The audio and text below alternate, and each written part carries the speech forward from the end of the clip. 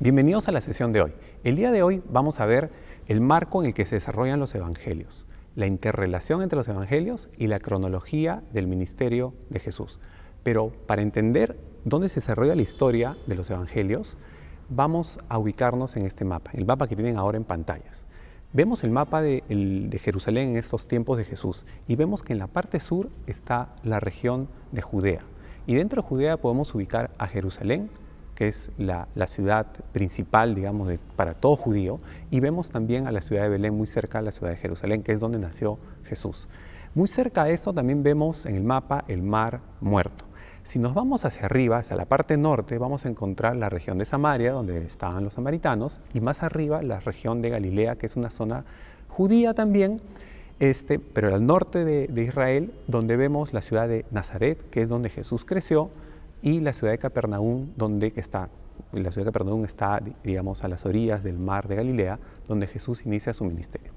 Si hacemos un recuerdo de cómo suceden los hechos, Jesús nace en Belén, pero tiene que huir con sus padres a Egipto debido a la persecución del rey Herodes para la matanza de los niños. Y después, cuando ellos regresan, ya no regresan a la región de Judea, sino regresan a la región de Galilea y específicamente se van a Nazaret. Y es ahí donde Jesús crece y vive durante un tiempo. Ya cuando inicia su ministerio, Jesús se traslada a Capernaum, que está a las orillas del mar Galilea, e inicia su ministerio. Ese es el lugar de los hechos donde vamos a conocer las historias de los evangelios. Ahora, es importante tener en cuenta algunos contrastes entre Galilea y Judea, ¿no? Los galileos, que están al norte, eran considerados los primos rurales de los de Judea. Había una frase que decía: si alguien quiere enriquecerse, que vaya al norte. Si desea adquirir sabiduría, que venga al sur. En cambio, Jerusalén, que está en Judea, era el centro de la erudición, vida religiosa y poder político. Entonces había un orgullo de pertenecer a la región de Judea y más a Jerusalén con respecto, digamos, a la región del norte en Galilea, que es donde Jesús ejerce su ministerio. Había casi como un orgullo y a cierto, por decirlo así, desprecio hacia el judío del norte, ¿no es cierto?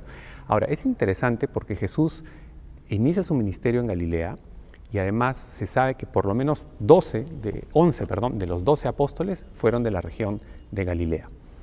Ahora, sabemos que los judíos en general eran el centro primario del ministerio de Jesús. Jesús inició su ministerio inicialmente con los judíos, ¿no? Y después extendió esto hacia los gentiles. Como había dicho antes, Galilea es el centro de su ministerio y básicamente si vemos incluso la cantidad de milagros que hace, digamos, si contamos unos 33 o 36 milagros, básicamente él hace, la gran mayoría de estos, como unos 23 milagros los hace en Galilea y algunos de ellos en Judea o en zonas gentiles. Entonces esa importancia de cómo Jesús estaba focalizado en los judíos primeramente, pero específicamente empieza su ministerio más en los judíos que están en la región de Galilea. Ahora, también vemos que Jesús interactúa mucho con los gentiles. Está, por ejemplo, la sanación del siervo del oficial romano, que se narra en Lucas. O están las curaciones que hace en el Decápolis, que es una zona gentil, también que están narradas, por ejemplo, en Marcos 7. Además de los propios judíos, los gentiles, están otro pueblo importante dentro de la historia de los evangelios, que son los samaritanos. Y los samaritanos eran descendientes de colonos asirios. Básicamente los colonos asirios que habían llegado antes de los babilonios habían invadido el reino del norte de Israel, en la parte norte, y se habían mezclado con judíos. Entonces había un rechazo del reino del sur de Israel hacia estos judíos que se habían mezclado con colonos asirios, específicamente a sus descendientes, que eran los samaritanos. Y la enemistad y la separación entre samaritanos y judíos se profundiza cuando los samaritanos construyen su propio templo en el monte Gerizim. Y se agudiza cuando los judíos destruyen, como más de 100 años antes de Jesús, ese templo. Los judíos, cuando tienen la oportunidad, destruyen ese templo que habían construido los samaritanos. Entonces se imaginarán que hay una enemistad muy fuerte entre samaritanos y judíos. Ahora, cuando comenzamos a pensar por qué fue necesario escribirse el Nuevo Testamento, ¿cuál fue la necesidad? Hay una necesidad contextual. El contexto exigía que se escriben los evangelios y bueno, después obviamente todas las cartas que tenemos en el Nuevo Testamento. Pero ¿cuáles eran las razones? Una era el rápido crecimiento del cristianismo. El cristianismo se había expandido más allá de Judea, Samaria y hacia otras zonas de lo que se conocía del mundo hasta entonces, y obviamente los judíos no podían, perdón, los apóstoles no podían estar en todas partes, entonces era necesario escribir para llegar a lugares lejanos. Otro tema era la conversión de los gentiles. Al haberse convertido gentiles, ellos no tenían idea, digamos, de la historia judía, de las promesas que estaban en el Antiguo Testamento, y había que darles algún tipo de contexto para que ellos puedan entender el significado digamos, de lo que se explica en el Evangelio y la promesa que hace Dios al pueblo y a la humanidad en realidad de un Mesías. Otro tema era el envejecimiento y muerte de los apóstoles. Pasaba el tiempo y los apóstoles envejecían y varios de ellos iban ya, y algunos de ellos iban muriendo, ¿no? Se sabe que de los 12 apóstoles, bueno, básicamente de los apóstoles muere, solo Juan sobrevive y el resto es martirizado, ¿no? No contando a Judas, digamos, el resto de apóstoles mueren martirizados y el único que sobrevive es el apóstol Juan, digamos, sobrevive hasta muerte, ¿no? Hasta muerte natural, por decirlo así de una manera. Y otro tema era la necesidad de tener un registro para la liturgia. ¿Qué significa esto? Digamos, para el servicio. O sea, los cristianos se reunían en casas y había que compartir algo. Entonces, el tener algo escrito ayudaba mucho para lo que se compartía en esos espacios entre los cristianos. Ahora, cuando uno se pregunta, bueno, ¿por qué no solo un evangelio? Entonces, ¿por qué hay necesidad de 4 evangelios? Y es bien interesante porque en esos 4 evangelios hay mucha riqueza para conocer a Jesús. Estamos hablando de la misma persona, pero vista de distintas perspectivas y con distinto énfasis. No son distintas personas, es una sola persona, es una sola historia, pero visto y enfatizado de distintos ángulos, y eso lo vamos a ver ahora. Y esto dependía mucho de a quiénes se quería alcanzar. Entonces, en el cuadro que están viendo ahora en pantallas, vamos a ver las relaciones entre los evangelios y hacemos unas comparaciones entre los 4 evangelios. Por ejemplo, en el Evangelio de Mateo, Cristo es visto como Mesías o Rey. ¿Y esto por qué? Porque Jesús está escrito, el Evangelio de Mateo está escrito principalmente para los judíos. Y los judíos obviamente esperaban un Mesías. Entonces el énfasis de Mateo es Jesús como Mesías. Después tenemos el Evangelio de Marcos. El Evangelio de Marcos, Jesús es presentado como siervo. ¿Y por qué? Porque está dirigido principalmente a los romanos. Y acuérdense que los romanos que tenían sometido al pueblo de Israel tenían una relación con Israel de patrón-siervo. Entonces Jesús es presentado como siervo.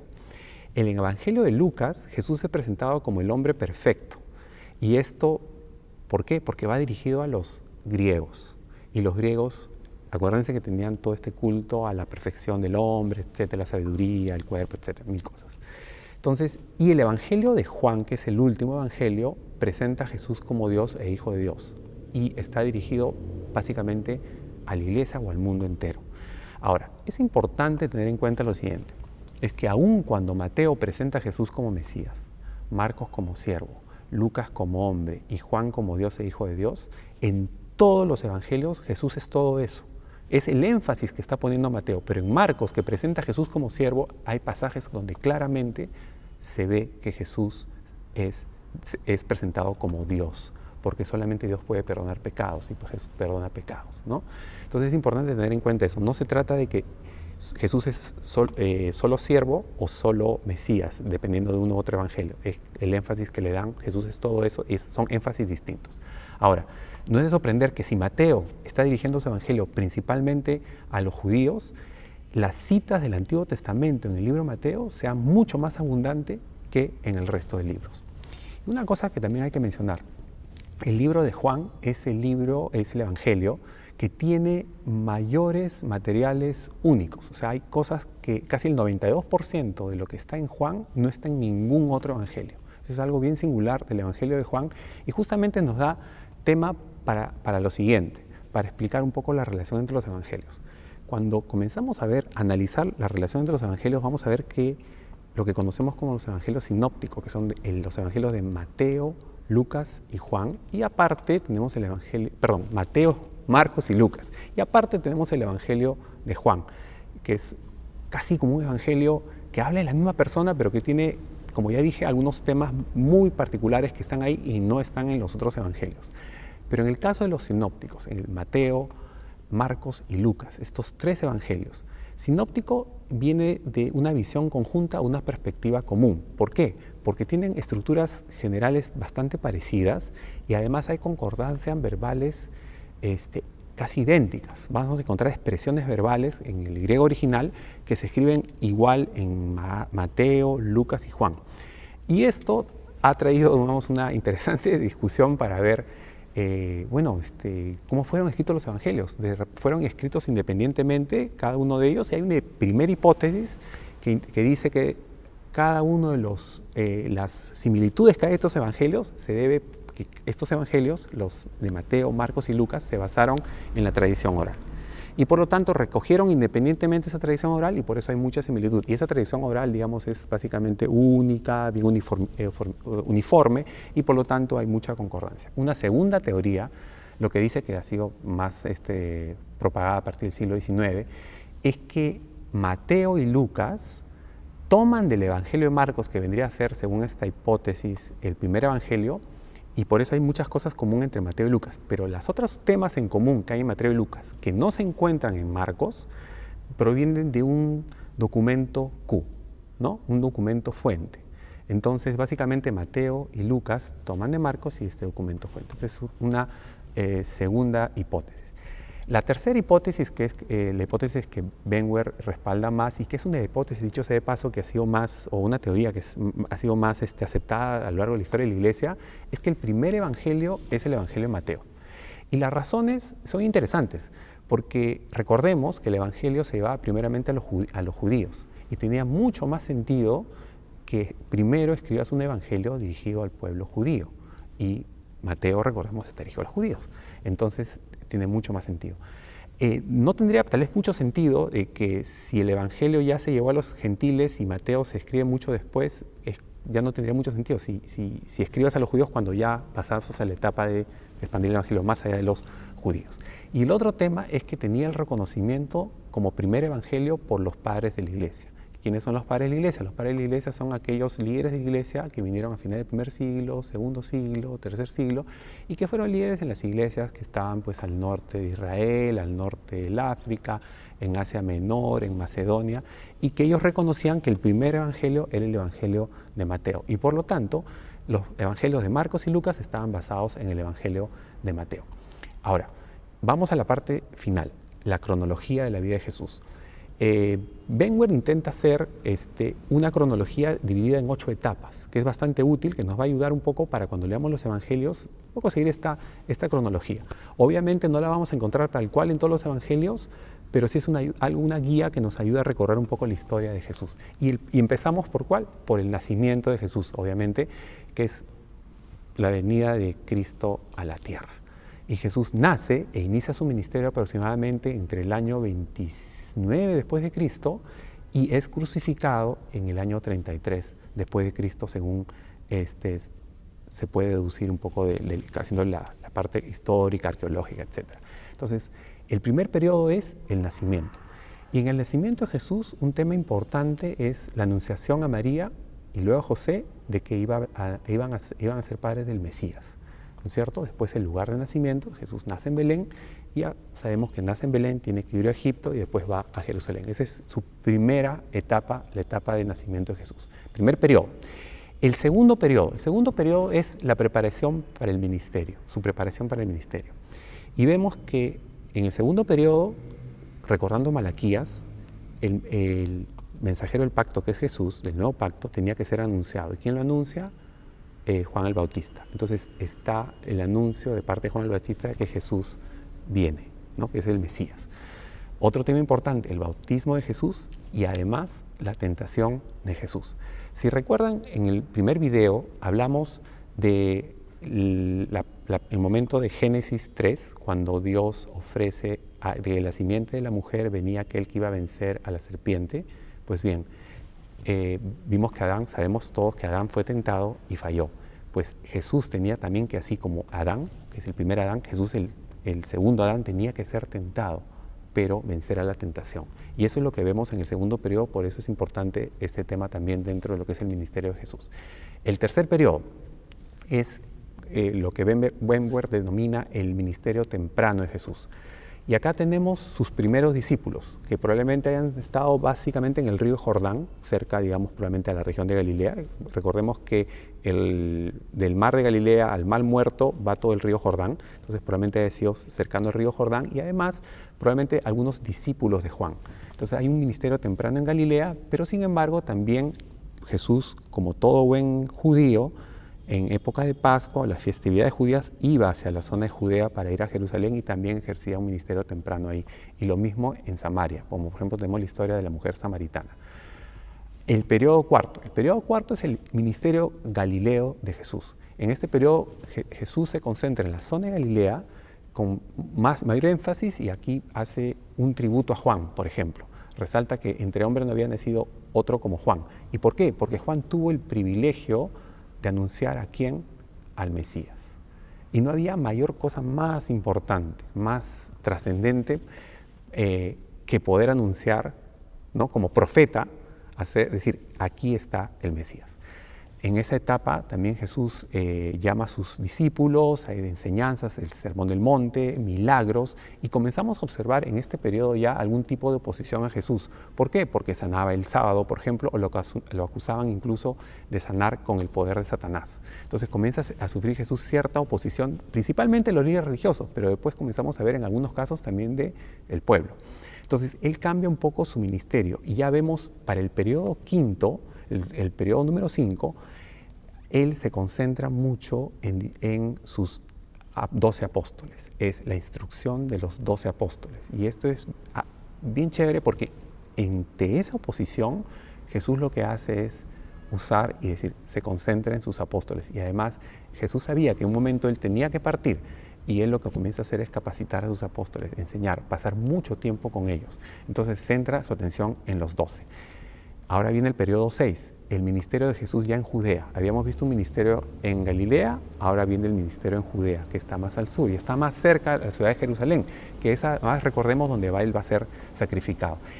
En su ministerio en Judea, una característica es que la oposición es mucho más intensa. Ahora el pueblo está confundido y dividido. Ya no solamente son las autoridades religiosas, fariseos, saduceos o escribas, sino son también el pueblo que rechaza a Jesús, y parte del pueblo está dividido, ¿no? Lo acepta y un grupo lo rechaza. En este periodo también es interesante porque hay enseñanzas notables de Jesús, como la del buen samaritano, enseña la forma como orar, y también está el pasaje del ministerio de los 70, que envía a sus 70 discípulos enviados de 2 en 2. Después tenemos el periodo 7, es el ministerio de Jesús en Perea y otros. O sea, ante el ministerio en Judea, en el periodo 6, complicado, con mucha oposición, Jesús pasa un tiempo después en Perea, en el mapa sería para el otro lado del río Jordán, se retira a Perea, y también hay una serie de milagros notables que realiza, por ejemplo, la curación del ciego Bartimeo, la curación a los 10 leprosos, y enseñanzas notables también como la oveja perdida, el hijo pródigo, el mayordomo injusto, el juez injusto. Bueno, estos títulos que a veces acompañan a la descripción de los pasajes en la Biblia para ilustrarnos un poco de qué trata cada tema. Y ahora entramos al periodo 8, que son los últimos días de Jesús. Los evangelios, casi el 25% de los evangelios tratan sobre los últimos 8 días de Jesús. Y si pensamos en el Evangelio de Juan, solamente el último día de Jesús, Juan le dedica 25%, incluso más, de todo el Evangelio. Y en esta etapa vemos los padecimientos de Jesús con su crucifixión y su victoria tras la resurrección. Ahora, es importante, cuando hablábamos antes de Adán, y que Adán había sido tentado, había pecado, y trajo como consecuencia, el pecado trajo como consecuencia la muerte. Jesús tuvo también que ser tentado, venció la tentación, y además fue crucificado y muerto como sacrificio de perdón por nuestros pecados. Pero era necesario, para que su obra se complete, que Él sea resucitado. Por eso los evangelios nos hablan de su resurrección. Y ese es un aspecto súper importante. Y como dice Pablo, si Jesús no hubiera resucitado, en vana sería nuestra esperanza. Y podemos confiar cómo cierran los evangelios con la resurrección de Jesús. Muchas gracias y nos vemos en la próxima sesión.